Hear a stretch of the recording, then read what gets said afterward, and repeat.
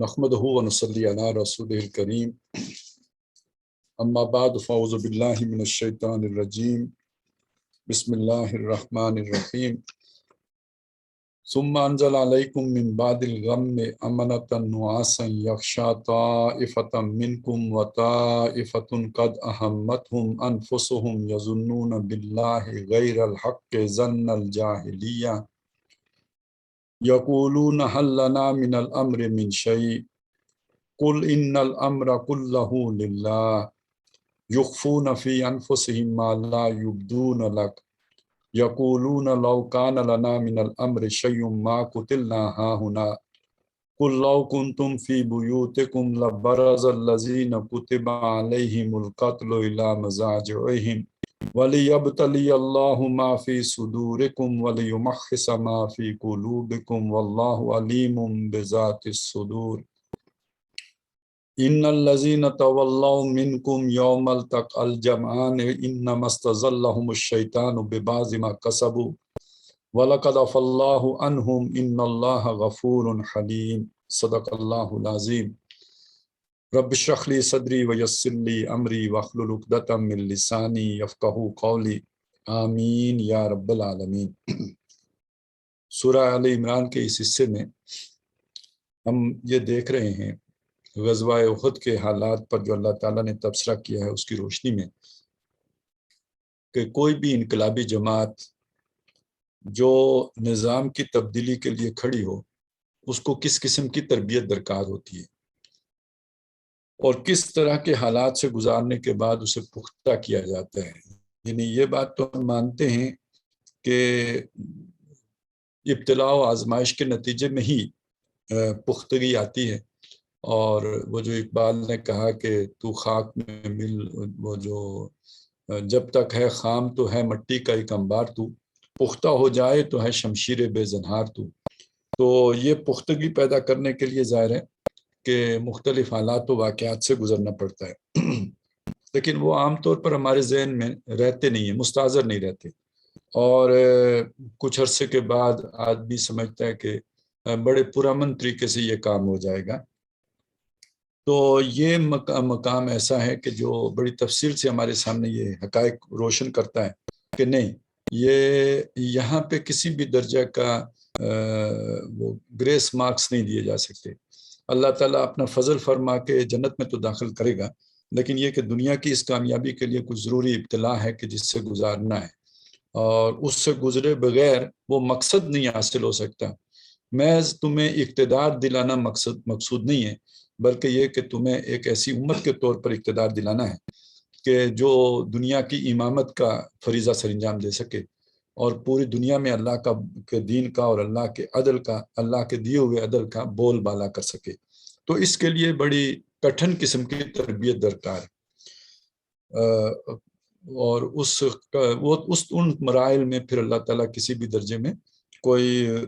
رعایت کا نہیں کرتے، بلکہ یہ کہ ان سارے مراحل سے گزرنے کے بعد ہی اقتدار کی منزل تک پہنچاتے ہیں۔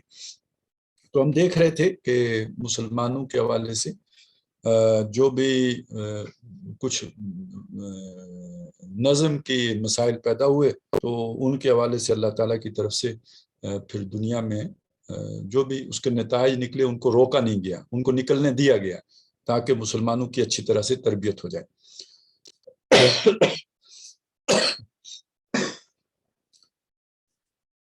آیت نمبر 152 میں یہ بات بتا دی گئی تھی کہ یہ جو بھی ہوا ہے یہ تمہاری اس نظم کی خلاف ورزی کی وجہ سے ہوا ہے، اور یہ اللہ تعالیٰ نے تمہیں تکوینی طور پہ تو معاف کر دیا، لیکن یہ کہ اس تشریعی سطح پر اس کے کچھ نتائج اللہ تعالیٰ چاہتا تھا تمہارے سامنے آ جائیں تاکہ تمہیں جو ہے وہ ایک اور درجے کی یعنی نقطہ نظر میں تبدیلی آ جائے کہ ٹھیک ہے، اس حد تک تو ٹھیک ہے کہ آپ دنیا کے طالب اس معنی میں نہیں ہو کہ آپ مال بنانا چاہتے ہو، آپ دولت اور اقتدار کے خواہش مند ہو، آپ یہ چاہتے ہو کہ اللہ کا دین غالب ہو جائے، لیکن اللہ یہ چاہتا ہے کہ دنیا میں اللہ کے دین کے غلبے سے بھی بڑھ کر آپ کے دل میں آخرت کی کامیابی جو ہے وہ جاگزی ہو جائے، اور یہ دنیا کی کامیابی بھی دوسرے درجے پر رہے، پہلے درجے پہ نہ رہے، پہلے درجے پہ آخرت کی کامیابی رہے۔ تو اب وہ کچھ چیزیں واضح کرنے کے لیے، ظاہر ہے اس دکھ سے گزرو گے، تکلیف سے گزرو گے، وقتی جو بھی ایک ساکھ مجروح ہو گئی ہے، یہ صدمہ سہو گے، تو پھر وہ چیز جو ہے وہ جا کے تحت شعور میں بیٹھے گی۔ تو وہ تو 152 نمبر آیت میں یہ ساری بات آ گئی تھی۔ پھر اب اس کی تفصیلات ہیں، اس کو کھولا گیا ہے، جو بات وہاں پہ آ گئی تھی ثم صرفکم عنہم، جب تم اس کو بات تمہیں ان سے پھیر دیا، تو پھر اب اس کی تشریح ہے کہ وہ کیسے پھیرا، اس کی منظر کشی ہے اللہ تعالیٰ نے اپنے الفاظ میں کی ہے۔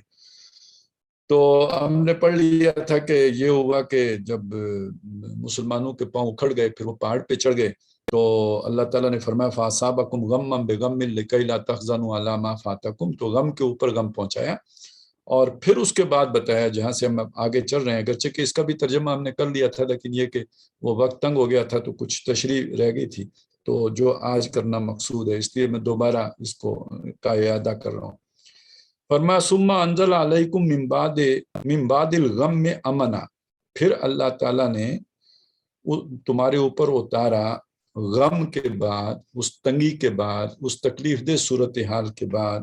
امنتن، ایک امن کی کیفیت کو، سکون کی کیفیت کو، چین کی کیفیت کو اتارا۔ اور یہ چین کی کیفیت کی صورت کیا تھی؟ نعاسن، یہ ایک اونگ تھی، ایک نیند تھی، یغشا طائفۃ منکم، جس نے ڈھانپ لیا تم میں سے ایک گروہ کو، جس کا مطلب یہ ہے اس نیند نے ان کو ڈھانپ لیا کا مطلب یہ ہوا کہ وہ لوگ جو ہے وہ نیند میں چلے گئے۔ وہ اب کچھ لمحات کی نیند ہو، کچھ لوگوں نے تو مطلب بعض مفسرین کی رائے ہے کہ اگلی رات کو بڑا اچھا سوئے، تو لیکن یہ کہ ایک یہ ہے کہ اسی وقت یعنی فریش ہونے کے لیے اللہ تعالیٰ نے جب وہ اوپر پہنچے پہاڑ پہ تو کچھ لوگوں پر نیند کی کیفیت طاری کر دی، اور وہ بالکل چند لہزوں کی نیند تھی، اور اس نے انہیں بالکل فریش کر دیا، بالکل تازہ دم کر دیا، اور وہ جو ایک وقتی جو ایک طرح کی کیفیت طاری ہو گئی تھی وہ بالکل ساری کی ساری جاتی رہی۔ تو یہ تو ایک طائفہ کا یا کچھ مسلمانوں کے ایک گروہ کا معاملہ یہ ہوا، لیکن اسی میں کچھ لوگ وہ بھی تھے، وہ طائفتن، اور ایک گروہ وہ تھا قد اہمتہم انفسہم، جنہیں اپنی جان کی پڑی ہوئی تھی، جنہیں اپنی جان کی فکر دامن گیر تھی، وہ گھیرے ہوئے تھی ان کو۔ اچھا، یہ ہم دیکھتے ہیں صرف یہیں کا مسئلہ نہیں ہے، بلکہ قصہ طالوت و جالوت میں بھی ہمیں نظر آتا ہے کہ سب سے پہلے جب اللہ تعالیٰ نے طالوت کو بادشاہ مکان بنانے کا فیصلہ کیا تو اس پر ان کا تبصرہ یہ آ گیا کہ انا لہ الملک علینا، اس کو ہمارے اوپر بادشاہی کہاں سے حاصل ہو گئی، سپہ سالاری اس کو کیسے مل گئی۔ پھر جب انہوں نے قبول کر لیا، بادل ناخواستہ قبول کر لیا، اور وہ نشانی دیکھ کر یاتیکم التابوت والا نشانی دیکھ کر تو مان ہی لیا، تو اب اس نے جب ایک نظم کا تقاضا کیا کہ آپ نے جو اب نہر آ رہی ہے اس سے پانی نہیں پینا ہے، کہ ان اللہ مبتلیکم بنہر فمن شرب منہ فلیس منی ومن لم یطعمہ فانہ منی الا من اغترف غرفۃ بیدی۔ اب جب یہ صورتحال پیش آئی تو جو آپ کی اس سپہ سالاری کو مان چکے تھے ان کا اب ذکر ہے، جب انہیں روکا گیا کہ پانی نہیں پینا ہے سوائے چلو بھر پانی کے، تو فشربوا منہ الا قلیلا منہم، تو سب نے پی لیا سوائے ان میں سے تھوڑوں کے، جس کا مطلب یہ ہے کہ وہ اگر کوئی 2000-3000 کی تعداد تھی تو اب جو بھی کوئی 300-400 ہی باقی رہ گئے، اور بعض جو ہے وہ روایات سے پتہ چلتا ہے کہ وہ 313 ہی رہ گئے تھے، تو یہ لوگ باقی رہ گئے، باقی سب جو ہے وہ پانی پی کے نظم کی خلاف ورزی کر کے اس لشکر سے علیحدہ کر دیے گئے، اور یہ پرجنگ ہو گئی۔ اب جب نیکسٹ فیز آیا کہ جب معاملہ ہوا، وہ جب وہ چلے وہاں سے، فلما جاوزہ ہوا والذین آمنوا معہ قالوا لا طاقت لنا اليوم بجالوت وجنودی، تو اب اس میں بھی کچھ لوگ ایسے تھے جنہوں نے یہ کہا کہ ہمیں طالوت اور اس کے لشکروں کے مقابلے میں کوئی جو ہے ہماری تو کوئی آج وقت ہی نہیں ہے، کوئی حیثیت ہی، کوئی طاقت ہی نہیں ہے ہمارے پاس، کوئی مقابلے کی تو کوئی صورت ہی نہیں ہے۔ تو انہی میں وہ کچھ لوگ اور بھی تھے، قال الذین یظنون انہم ملاقو اللہ کم من فئۃ قلیلۃ غلبت فئۃ کثیرۃ باذن اللہ۔ تو اسی طرح حضرت مہدی کے لشکر کے بارے میں بھی یہ بات آتی ہے کہ جو لوگ ان کے ساتھ ہوں گے تو ان میں سے جب لڑائی زور کی چھڑے گی تو 1/3 وہ ہوں گے کہ جو پیٹھ پھیر کے بھاگ جائیں گے، قیامت تک اللہ تعالیٰ ان کی توبہ قبول نہیں کرے گا۔ 1/3 شہید ہو جائیں گے اور 1/3 وہ ہیں جو غالب آئیں گے۔ تو یعنی ایک ہی لشکر کے اندر مختلف قسم کے لوگ ہوتے ہیں۔ اب یہاں پہ بھی ہم دیکھتے ہیں کہ ایک لوگ تو وہ تھے کہ جو واپس پھر گئے، یعنی وہ 300 لوگ جو ہے نا وہ جنگ چھڑنے سے پہلے ہی لوٹ کے واپس گھر کو آ گئے۔ اور اب یہ تو یہاں پہ ان لوگوں کا ذکر ہو رہا ہے جو اس جنگ میں شریک تھے، جو حضور صلی اللہ علیہ وسلم کے ساتھ تھے۔ تو ان میں سے ایک وہ ہیں کہ جن کو بڑی سکون کی نیند آ گئی، اور ایک وہ ہیں جنہیں اپنی جانوں کی پڑی ہوئی ہے۔ یظنون باللہ غیر الحق، وہ اللہ کے بارے میں ناحق سوچ رہے ہیں، یعنی ناحق سوچ رہے ہیں۔ اس کی تشریح آگے آ رہی ہے، یعنی ناحق سوچنا کیا ہوا؟ ظن الجاہلیہ، جہالت والے گمان کر رہے ہیں اللہ کے بارے میں۔ یعنی ایک آدمی جس کا ایمان جو ہے وہ شعور کی سطح پر ہو تو وہ ہر شے کو ایمان کی روشنی میں دیکھے گا۔ ما اصاب من مصیبت الا باذن اللہ، کوئی مصیبت اللہ کے اذن کے بغیر نہیں آتی۔ ما اصاب من مصیبت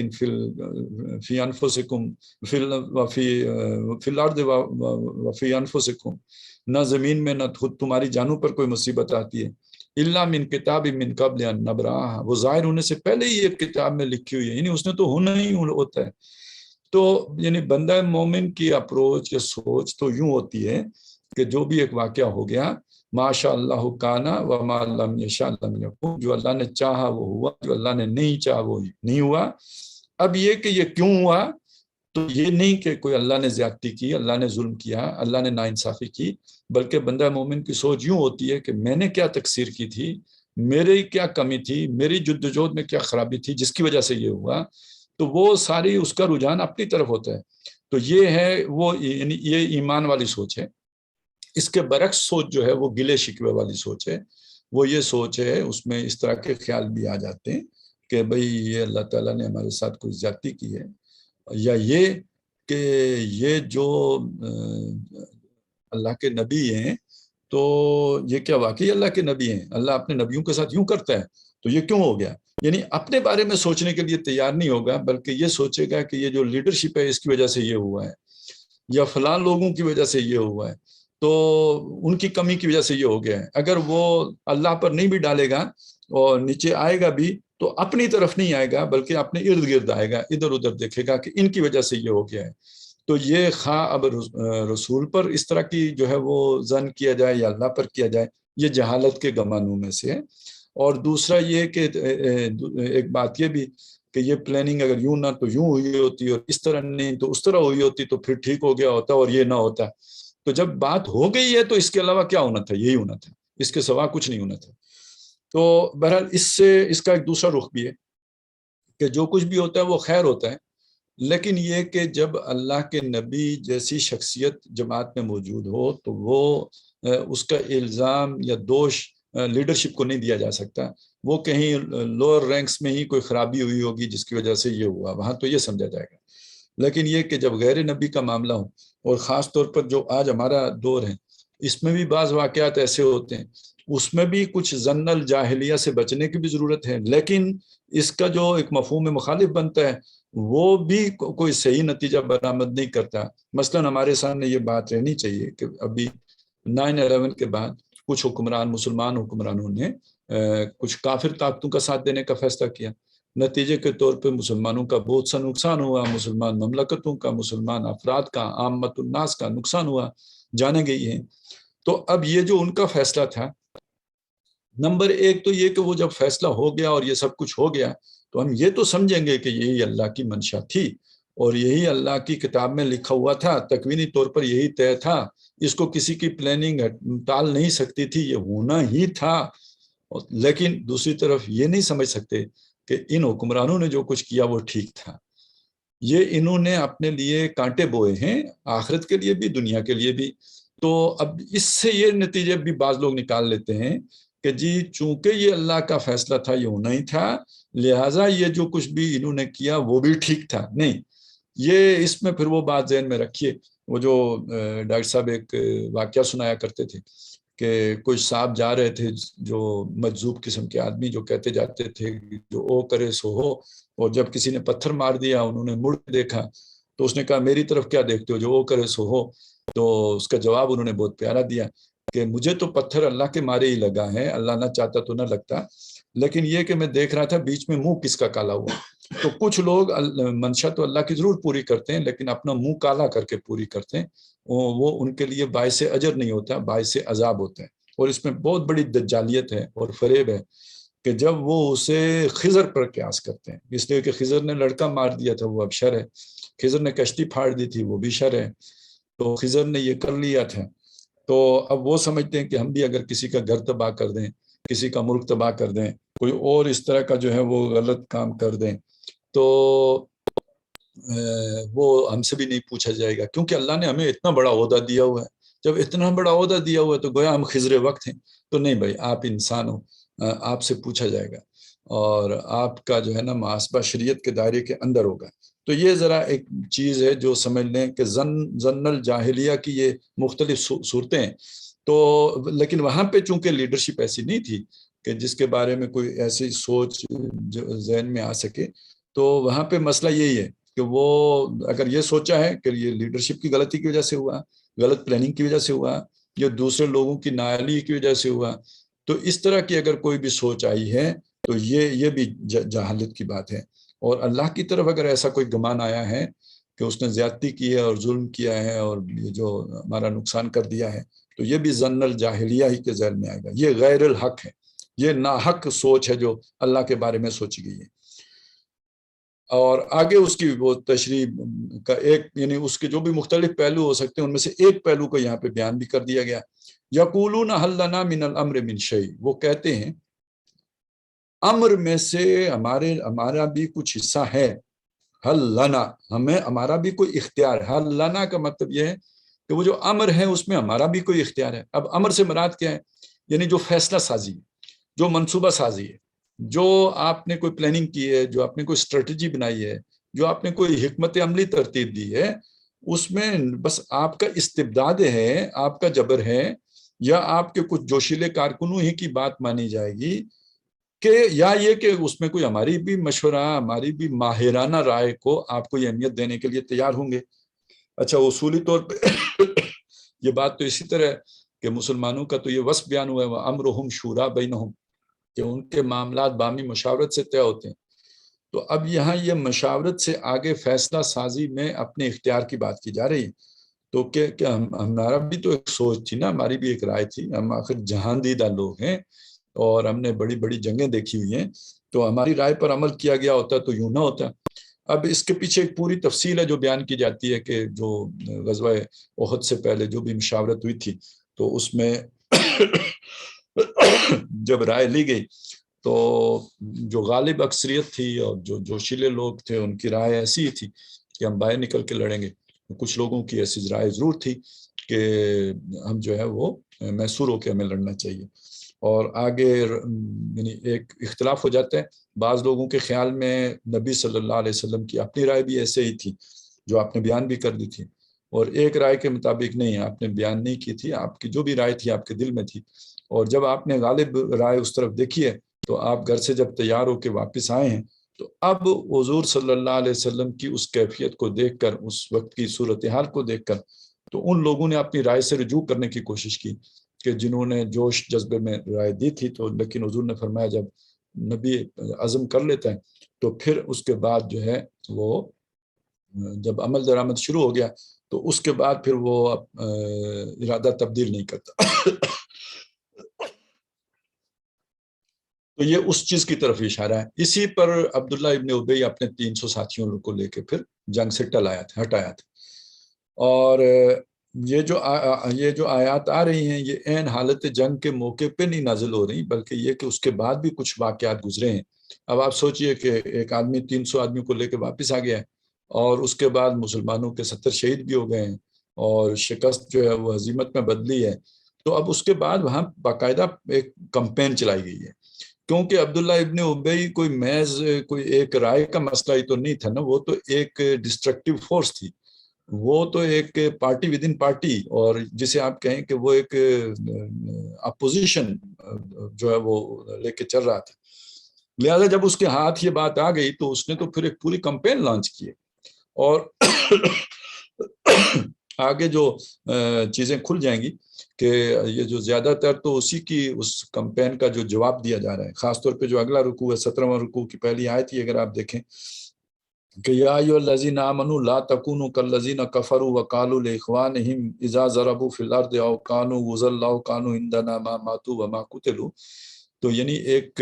بڑا بھرپور پروپیگنڈا ہو رہا ہے، اور اس پہ توڑ کے لیے پھر اللہ تعالیٰ جو ہے وہ یہ آیات آپ پر نازل فرمائی گئی ہیں۔ تو ان میں سے ایک بات جو بار بار کہی جا رہی ہے کہ یہ ہماری بات سنتے ہی نہیں، ہماری بات مانتے ہی نہیں، بس جوشیلے لوگوں کی باتوں میں آ کے یہ فیصلہ کر لیتے ہیں۔ هل لنا من الامر من شیء قل ان الامر کلہ للہ، تو اے نبی فرما دیجئے کہ بے شک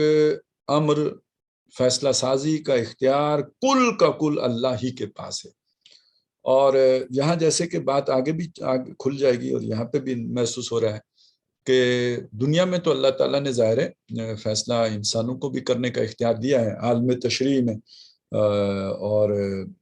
لیکن یہ کہ عالم تکوینی میں تو کل کا کل اختیار اللہ کے پاس ہے۔ وما تشاءون الا ان یشاء اللہ، تم چاہ بھی نہیں سکتے، سوچ بھی نہیں سکتے جب تک کہ اللہ نہ چاہے۔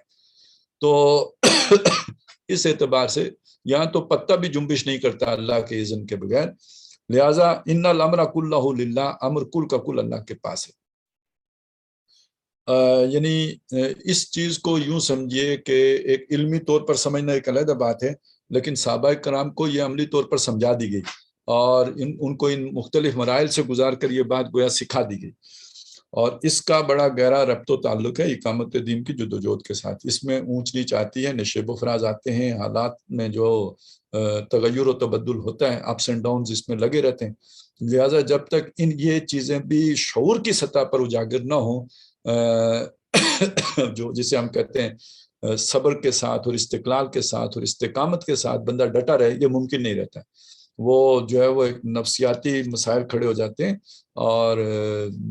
ذہن انتشار کا شکار ہو جاتا ہے۔ تو یکسو رہنے کے لیے یہ ساری چیزیں سیکھنا، تو یہ گویا جو تواسب صبر والی چیزیں ہیں، تو یہ ابتلاء و آزمائش یہ اس سائیکولوجیکل میچورٹی کے لیے بھی لازمی ہے۔ یخفون فی انفسہم ما لا یبدون لک، خفی، اخفا، چھپانا، تو وہ اپنے جی میں، اپنے اندر، اپنے دل میں چھپائے ہوئے ہیں، ما لا یبدون لک، جو آپ پر ظاہر نہیں، یعنی جو انہوں نے اپنے اندر چھپایا ہوا ہے۔ ظاہراً الفاظ یہ ہیں کہ یہ جو هل لنا من الامر من شیء، لیکن اگر آپ انہیں ڈی کوڈ کریں، ان الفاظ کے جو بین السطور ہے اسے کھولیں، تو وہ کیا ہے؟ وہ انہوں نے آپ پر ظاہر نہیں کیا، وہ ان الفاظ کے نیچے زیریں ہیں۔ وہ یہ ہے یقولون لو کان لنا من الامر شیء، اب وہ بالکل بات کھل کے آ گئی، وہ کہتے ہیں، اصل میں اس جملے کے اندر جو انڈرسٹوڈ ہے وہ یہ چیز ہے، لو کان لنا من الامر شیء، اگر معاملے میں، فیصلہ سازی میں، منصوبہ بندی میں، پلاننگ میں ہمارا مشورہ شامل کیا گیا ہوتا کچھ بھی،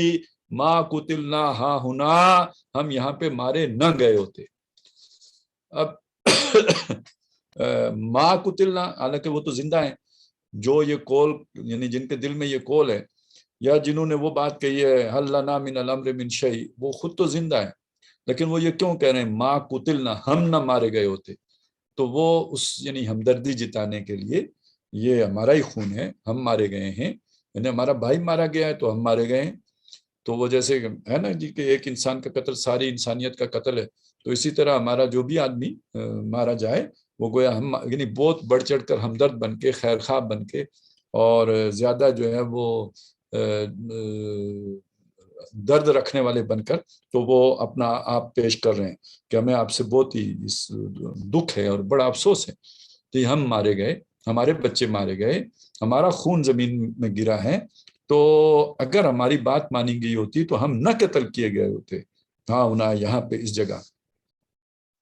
اب اس کا ہے وہ جواب، وہ جو اوپر جو آئی تھی بات ان الامر کلہ للہ، امر تو سارا کا سارا اللہ کے ہاتھ میں ہے، اب اس کو یہاں پہ ذرا کھولا ہے۔ قل نبی فرما دیجئے لو کنتم فی بیوتکم، اگر تم ہوتے اپنے گھروں میں، لبرز الذین کتب علیہم القتل الی مضاجعہم، تو جن لوگوں پر قتل ہونا لکھ دیا گیا تھا، یعنی وہی من قبل ان نبرأہ الا فی کتاب من قبل ان نبرأہ، وہ ظاہر ہونے سے پہلے اللہ کے ریکارڈ میں، اللہ کی کتاب میں موجود ہیں. تو جن پر وہ کتاب ہو گئی تھی، جن کا وہ وقت مقرر ہو گیا تھا، جنہوں نے اس جگہ پہ گر کے مرنا تھا، تو وہ تو پہلے سے لکھا ہوا ہے. تو وہ لوگ کہ جن پر لکھ دیا گیا تھا وہاں پہ گرنا، تو وہ اپنے گھروں میں بھی ہوتے تو نکل پڑتے الا مضاجعہم، اپنے گرنے کی جگہوں پر، یعنی جس جگہ پہ وہ گرے ہیں. مطلب ظاہر ہے کسی کو وار پڑا ہے تلوار کا، یا کسی کو آ کے جو ہے وہ نیزہ لگا ہے، یا کوئی تیر آ کے لگ گیا ہے، تو اس کے بعد بندہ جس جگہ پہ گرا ہے تو وہ اپنے گرنے کی جگہ پہ لازمن پہنچ جاتا. اب یہ وہ تکوینی بات ہے کہ اس چیز کو ٹالا نہیں جا سکتا، یہ تو ہو کے رہنی تھی. یہ ایک اس کا سبب ہے کہ جنگ میں یہ کام ہو گیا، لیکن یہ یقین رکھو کہ یہ ٹل نہیں سکتا تھا. آپ سمجھتے ہو کہ محصور ہو کے یہ بات ہوئی ہوتی تو یوں نہ ہوتا. کیسے آپ محصور ہو کے کرتے؟ جب اللہ کا فیصلہ باہر نکلنے کا تو وہ تو ہو کے رہنا تھا باہر نکلنے کا معاملہ، اس کے لیے کوئی اور چیز ہو جاتی. تو جب ایک چیز ہو جائے، اصل بات سمجھانا یہ مقصود ہے کہ جب ایک بات ہو جائے، ایک واقعہ وقوع پذیر ہو جائے، تو بندہ مومن یہ سمجھے کہ اس واقعے کو ٹالا جا ہی نہیں سکتا تھا، یہ ہو ہی نہیں سکتا تھا کہ یہ ٹل جاتا، اس نے تو ہو کے ہی رہنا تھا. تو یہ ہے وہ جس بات کو یہاں پہ یعنی ایک پہلو جو اجاگر کیا گیا. دوسرا پہلو ہے جو آگے کھولا گیا ہے کہ یہ اللہ نے کیوں ہونے دیا، اس میں اللہ کی حکمت کیا تھی، اس میں خیر کیا تھا. اس لیے کہ اللہ کے ہاتھ میں ٹوٹلی خیر ہے. اب یہ بھی سوچنے کی بات ہے کہ ایک واقعہ ہو گیا، یہ اللہ نہ چاہتا تو نہ ہوتا، اللہ نے چاہا تو یہ ہوا. یہ تو ایک پہلو ہو گیا. یہ مجھے تو بڑا فیل ہوا، بڑا غلط ہوا، یہ نہیں ہونا چاہیے تھا، لیکن ہو گیا، اللہ کی مرضی ہے، یہ ہو گیا ہے. اور چلیں اللہ کی مرضی ہے، میں صبر کرتا ہوں، میں اللہ کی بات پہ راضی ہوں کہ یہ جیسے بھی ہو گیا تو بس ٹھیک ہے، اللہ راضی تو میں اللہ کی بات پہ راضی. یہ ایک پہلو ہو گیا. ایک پہلو یہ ہے کہ یار اللہ نے تو خیر کیا ہوگا نا، میں سمجھتا ہوں یہ ٹھیک نہیں ہے، لیکن اللہ کے علم کے مطابق تو یہ ٹھیک ہوگا، اس میں کوئی نہ کوئی بہتری کی بات ہوگی. وہ بہتری کی بات کیا ہے، وہ خیر کی بات کیا ہے، وہ اچھائی کی بات اس میں کیا ہے؟ تو اب وہ بات اللہ تعالیٰ خود بتا رہے ہیں کہ اس کی حکمت کیا تھی، یہ کیوں اللہ نے کیا. وَلِيَبْتَلِيَ اللَّهُ مَا فِي صُدُورِكُمْ وَلِيُمَحِّصَ مَا فِي قُلُوبِكُمْ. اب یہ یہاں پہ دو الفاظ آئے، ابتلا کا اور تمحیص کا. ابتلا آزمائش ہم اس کا معنی کرتے ہیں، اور یہ بہت کثیر الاستعمال ہے قرآن مجید میں. اور زندگی بھی امتحان ہے، اور وہ امتحان کی جو بھی صورتیں قرآن مجید نے مختلف بیان کی کہ ایک تو یہ خلق الموت والحیات لیبلوکم، اور یہ کہ انا جعلنا ما علی الارض زینۃ لہا لنبلوہم تاکہ ہم انہیں آزمائیں، انہیں جانچیں، انہیں پرکھیں. تو یہ اس طرح کی یہ بلا یبلو جو ہے وہ آزمائش کے لیے آتے ہیں. ابتلا یبتلی، یعنی یہ اسی طرح بلکہ وہ بنی اسرائیل کے لیے وہ یعنی اس میں بلاؤں عظیم، اس میں بہت بڑی بلا تھی، یعنی بڑی آزمائش تھی. اچھا، آزمائش مثبت بھی ہوتی ہے، یعنی وہ جو بھی فرعون کی جو آزمائش تھی تو وہ اس کا ایک معنی یہ بھی کیا گیا ہے کہ بلان حسنہ، بڑی اچھی ہے. اللہ تعالیٰ نے اس طرح ان کو جو ہے وہ آزمائشوں سے گزار کر پختہ کیا اور ان کی تربیت کی. تو لیکن یہاں پہ فی صدورکم کے الفاظ آئے ہیں، وَلِيَبْتَلِيَ اللَّهُ مَا فِي صُدُورِكُمْ، تاکہ اللہ تعالیٰ آزما لے جو تمہارے سینوں میں ہے. اب آپ اسے ذرا دیکھ لیجئے کہ قرآن مجید میں صدور کے ساتھ یہ بات آئی ہے واللہ علیم بذات الصدور، ابھی اس سورہ مبارکہ میں بھی ہے، ایک سے زیادہ مرتبہ. تو بے شک اللہ تعالیٰ سینوں کے بھیدوں سے واقف ہے. تو سینے میں کوئی بھید ہوتے ہیں جن کو ہم اصل میں نیت کہتے ہیں، ارادے، جو آپ کی انٹینشن ہے. تو انما الاعمال بالنیات. تو اب آپ نکل تو آئے ہو، اپنے آپ کو آپ نے پیش تو کر دیا ہے، اس کے پیچھے آپ کی نیت، آپ کا ارادہ، آپ کی خواہش. ایک تو نیت ارادہ اس معنی میں ایک خواہش بھی ہوتی ہے، ایک ارج ہوتی ہے. تو ایک آپ کی جو ہے نا وہ ڈیزائر ہے، وہ آپ کی اس کے پیچھے اصل ڈیزائر کیا ہے؟ آپ اللہ کو راضی کرنا چاہتے ہو یہ کام کر کے،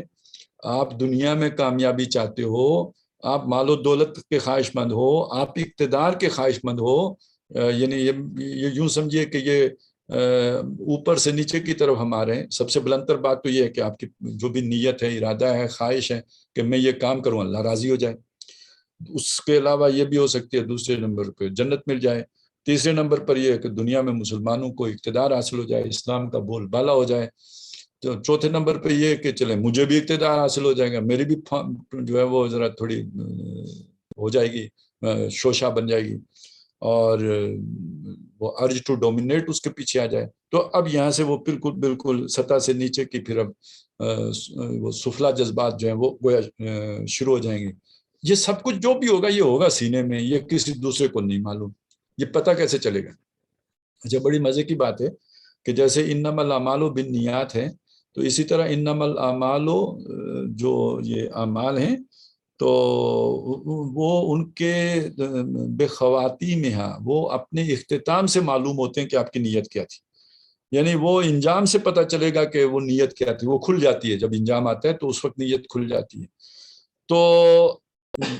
آخری انجام تو آخرت ہے. تو یہ دنیا بھی بہرحال اس میں بھی کچھ ایسے واقعات ہوتے ہیں کہ بہرحال آدمی لاکھ چھپائے،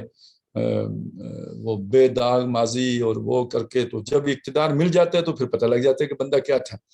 تو پہلے تو وہ بڑا بتاتا ہے نا کہ ہم نے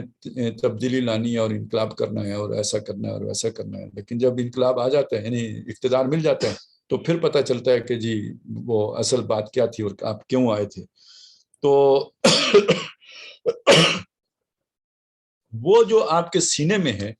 اس کو اللہ تعالیٰ جانچنا چاہتا تھا. اچھا، بلکہ یہ لفظ جو ہے نا ان نیتوں کے لیے، جہاں پہ سب نے اس کا ترجمہ نیتیں ہی کیا ہے، اور وہاں پہ آیا ابتلائی کا لفظ ہے، تو یہی بلا سے وہ والے جو سرائر ہیں، یوم تبلی السرائر، جس دن کے وہ سری جو چھپی ہوئی چیزیں ہیں ان کو جانچا جائے گا، وہ نکالی جائیں گی، وہ کھولی جائیں گی. تو وہاں اس کا اس طرح کا ترجمہ کیا گیا ہے. تو لفظ یہی ہے. تو وَلِيَبْتَلِيَ اللَّهُ مَا فِي صُدُورِكُمْ، تو ہم کہہ سکتے ہیں کہ جو آپ کے پوشیدہ مقاصد تھے یا جو آپ کی خواہشات تھیں، یہ اس ساری ایکٹیویٹی کے پیچھے، تاکہ اللہ تعالیٰ ان کو جانچے،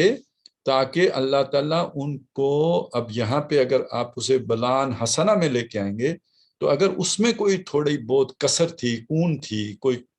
کوئی کمی تھی، تو وہ بھی بالکل خالص ہو جائے نیت اللہ کی رضا کے حوالے سے. وہ جو تھوڑی بہت بھی اگر اس میں کوئی دنیا کی رغبت تھی تو وہ بھی نکل جائے. تو وَلِيَبْتَلِيَ اللَّهُ مَا فِي صُدُورِكُمْ وَلِيُمَحِّصَ مَا فِي قُلُوبِكُمْ. اب یہ بالکل مختلف بات آ گئی. یعنی یہ عام طور پہ یہ جملہ جب آئے گا تو وہ نیتیں دل کے ساتھ بھی جڑ جائیں گی، لیکن یہاں نیتوں کو سینے کے ساتھ جوڑا ہے اور دل کو جوڑا ہے تمخیص کے ساتھ. دل کو پاک کر دینا، دل کو خالص کر دینا. اور یہ یعنی جسے کہنا چاہیے کہ وہ بالکل دل کا یکسو ہو جانا، حنیف ہو جانا، اور اس سے ہر خیال کا رخصت ہو جانا، ایک ہی خیال کا وہاں پہ جو ہے وہ براجمان ہو جانا، اور دل بالکل ایک طرف وہ ایک نفس مطمئنہ کی کیفیت حاصل ہو جانا. تو یہ جو ہوتا ہے نا تجلیہ قلوب، یعنی دل کو جلا مل گئی، اس کے اوپر اگر کوئی گرد تھی، کوئی خیال جو ہے ناقص خیال اس کے اوپر موجود تھا، تو یہ بالکل صاف ہو جائے اور اجلا ہو جائے. اور جو اصل جس فطرت سلیم پہ انسان کو اللہ نے پیدا کیا، فطرت اللہ التی فطر الناس علیہا، اور وہ جس فطرت سلیمہ پہ انسان پیدا ہوتا ہے اور ماحول اس کو جو ہے اس سے ہٹا دیتا ہے، تو وہ دل پاک صاف ہو کے واپس اس جگہ پہ پہنچ جائے. اب یہ جو ہے یہاں پہ دل پر کون سی جو ہے نا وہ چیزیں گرد ڈالتی ہیں اور اس کے اوپر جو بھی وہ اثر انداز ہوتی ہیں، اور وہ ہے نا دل ایک لوتھڑا ہے تمہارے بدن میں، جسد میں، اور وہ اگر اس کی اصلاح ہو جائے تو سارے بدن کی اصلاح ہو جاتی ہے، اور اگر اس میں خرابی رہ جائے، فساد پیدا ہو جائے، تو سارا بدن فساد آلود ہو جاتا ہے. تو وہ قلب ہے، وہ دل ہے. تو اس کی تمخیص، تو دل پر جو چیز اثر انداز ہوتی ہے وہ یہ کہ جو ہمارے اللہ تعالیٰ نے جبلت میں محبتیں رکھی ہیں، جب ہمارا رجحان ان کی طرف زیادہ ہو جاتے ہیں تو پھر اس کے نتیجے میں دل کے اوپر اس کے اثرات آتے ہیں. اور بس اسے اس وقت ہم زیادہ تفصیل میں نہیں جا رہے. وہ جو 8 کے مقابلے میں 3 محبتوں والا وہ جو ترازو ہے نا، اس کو ذہن میں لے آئیں. سورہ توبہ آیت نمبر 24. कुल इन काना आबाउकुम व अबनाउकुम व इख्वानुकुम व अज़वाजुकुम व अशीरतुकुम व अम्वालुन इक्तरफ्तुमूहा व तिजारतुन तखशौना कसादा व मसाकिन तर्ज़ौना। ये तज़किये का आखिरी दर्जा है कि यहाँ पे पहुँच के इन 8 पर वो 3 गालिब आ जाएं। तो अब अल्लाह ताला ने ये आपसे ये दुनिया का मालो मता छीन के आपकी जान को खतरे में डालकर, बल्कि जो आपकी एक फतह थी उसको शिकस्त में बदलकर आपके दिल को खालिस कर लिया अपने लिए, तो ये इसके बगैर नहीं हो सकता। ये हिजबुल्लाह इधर ही तश्कील पाती है, यूं ही इसका तज़किया इसी तरह हो सकता है। ये खानका में बैठ के नहीं हो सकता तज़किया। वो तो ऐसा ही है जैसे आपने कोई लाइब्रेरी में बैठ के रिसर्च वर्क किया है, अब प्रैक्टिकल करेंगे जाके तो उसे तब वो आपकी थ्योरी जो है वो प्रूवन होगी। नहीं तो अभी तो आपने एक सोचा है, आपने एक बनाया है बस ख्याल, वो जन्नत का ख्याल बनाया या दोज़ख का ख्याल बनाया, जो भी ख्याल है वो ख्याल है। अब आप जब अमली मज़ाहिरा जब तक उसका नहीं होगा तो वो एक थियोरिटिकल चीज़ है। इसी तरह समझ लीजिए कि ये सारी बातें जो हम कर रहे हैं ये थियरीज हैं। ये खानकाओं में नहीं पाया तकमील को पहुंच सकती, ये अकेडमियों में नहीं पाया तकमील को पहुंच सकती, ये मदारिस में नहीं बैठ के या गाँव में दरसगाहों में बैठ के नहीं मुकम्मल हो सकती। ये मैदान अमली में जाके तो ये वाला तज़किया हो सकता है, उसके बगैर ये तज़किया हो ही नहीं सकता। तो वले यब्तली अल्लाहु मा फी सुदूरिकुम वले युमख्खिसा मा फी कुलूबिकुम वल्लाहु अलीमुम बिज़ाति सुदूर। अब वो आ गया बे, और अल्लाह ताला तो सीनों के भेदों से वाकिफ है, वो जानने वाला है। और यहाँ पे जब बिज़ाति सुदूर आया तो वो दोनों बातें आएंगी, जो दिल की कैफियत है और जो सीने में नीयतें हैं, उन दोनों से वाकिफ है। अब आ गई आखिरी जो है ना इसका वो मंजर, जिसमें बताया गया कि जो लोग पलट आए थे, इन्नल लज़ीना तवल्लौ मिनकुम, बेशक वो लोग जो तुम में से पलट आए, यौमल तकल जमान, उस दिन के जिस दिन जब दो पार्टियों का टकराव हुआ, यानी मुसलमानों का और काफिरों का और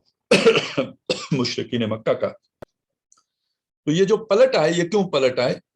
इन्ना मस्तज़ल्लहुमुश शैतानु बिबाज़ि मा कसबू, शैतान ने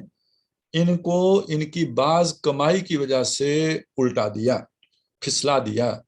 डवाडोल कर दिया। आगे बढ़ने से पहले जरा इस चीज को हम समझ लेते हैं कि ये एक तो इसमें दो आरा हैं। पहली एक राय ये है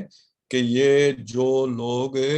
मैदान जंग से पलटकर पहाड़ पे चढ़ गए थे उनका जिक्र है, और एक राय ये है कि ये उन 300 लोगों का जिक्र है कि जिनको अब्दुल्ला इब्ने उबई लेके पलट आया था।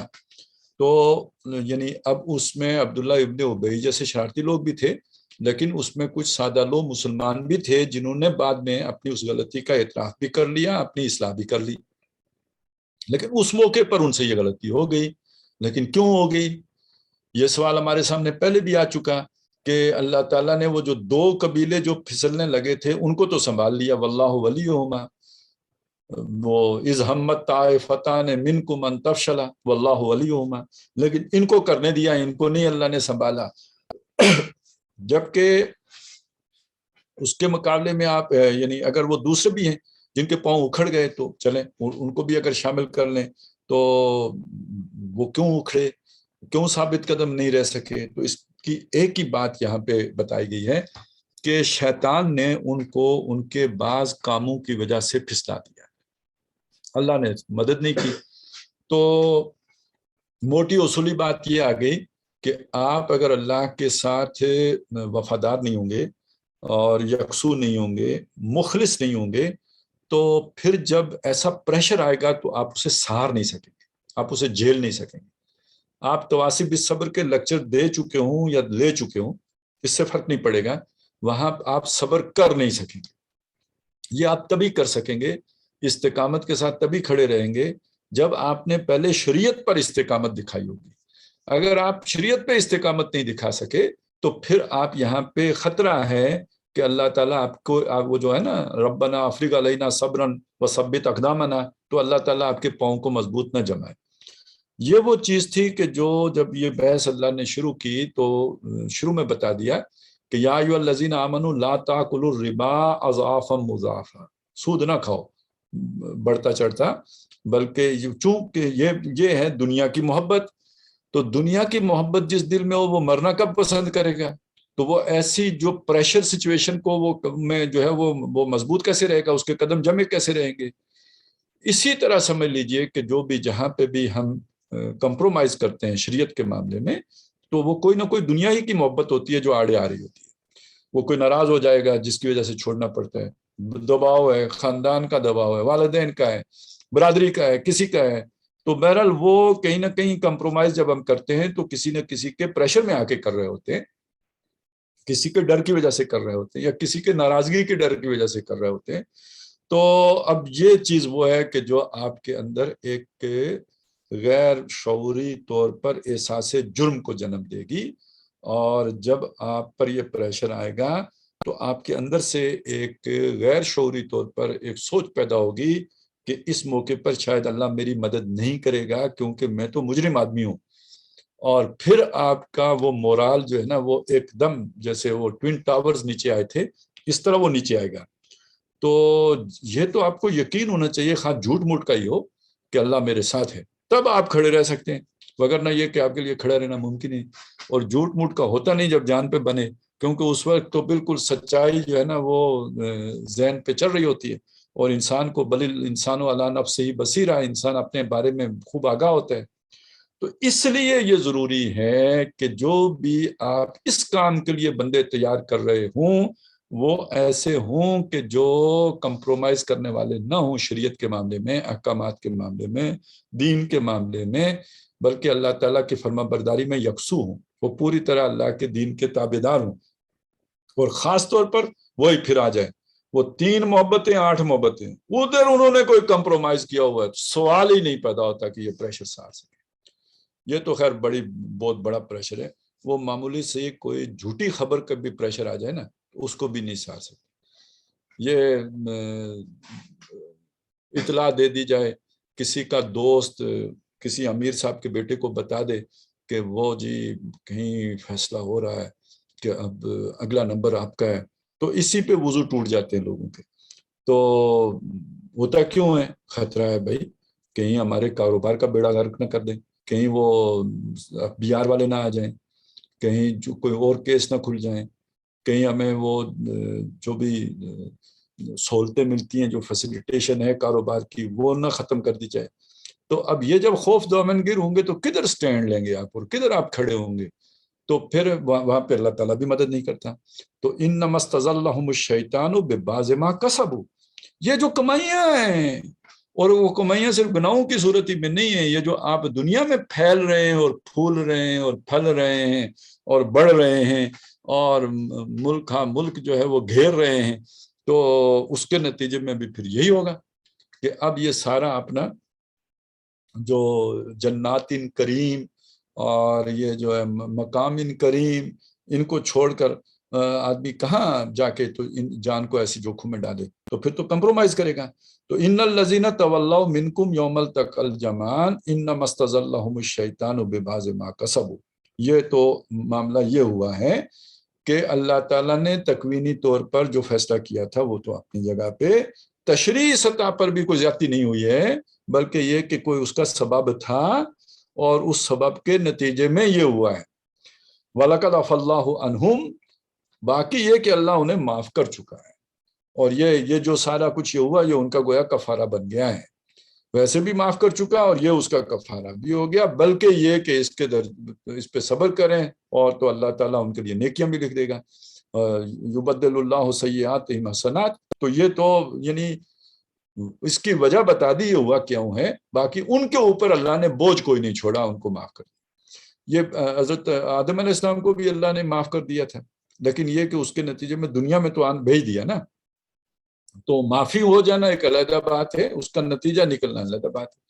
آپ نے شراب پیتے رہے، عرصہ پیتے رہے، اس کے بعد آپ نے توبہ کر لی، روحانی طور پر آپ پاک صاف ہو گئے، لیکن گردوں کا جو کباڑا ہوا تو وہ توبہ کرنے سے گردے تو نہیں ٹھیک ہوں گے، وہ تو جو ہو گیا سو ہو گیا. تو وَلَقَدْ عَفَا اللَّهُ عَنْهُمْ، اور اللہ تعالیٰ نے ان کو معاف کر دیا ہے. ان اللہ غفور حلیم، بے شک اللہ تعالیٰ بخشنے والا اور بہت بردبار ہے. وہ فوری نہیں پکڑتا، وہ ایک دم نہیں پکڑتا، اور بخشنے والا بھی ہے. وہ چاہتا ہے اس کے بندے توبہ ہو جائیں، ان توبہ کی طرف رجوع کر لیں، اور اس کے لیے وہ یہ چھوٹی چھوٹی جو ہے وہ گرفت فرما دیتا ہے، دنیا میں بہت سی چیزیں معاف کر دیتا ہے. وما اصابکم من مصیبت فبما کسبت ایدیکم ویعفو عن کثیر. جو آتی ہے وہ تمہاری وجہ سے آتی ہے، اللہ ظلمن نہیں کرتا، لیکن بہت سی ہے جس کو اللہ معاف بھی کرتا رہتا ہے۔ اور یہ بھی کہ اللہ تعالیٰ بڑا بردبار ہے، فوراً پکڑے تو زمین پر کوئی ایک جو ہے وہ جاندار باقی نہ چھوڑے، تو یہ وہ ڈھیل دیتا رہتا ہے اور معاف بھی کرتا ہے، اس کے بہانے بھی نکالتے ہیں، کفارہ بنا دیتا ہے ان چیزوں کو۔ تو بہرحال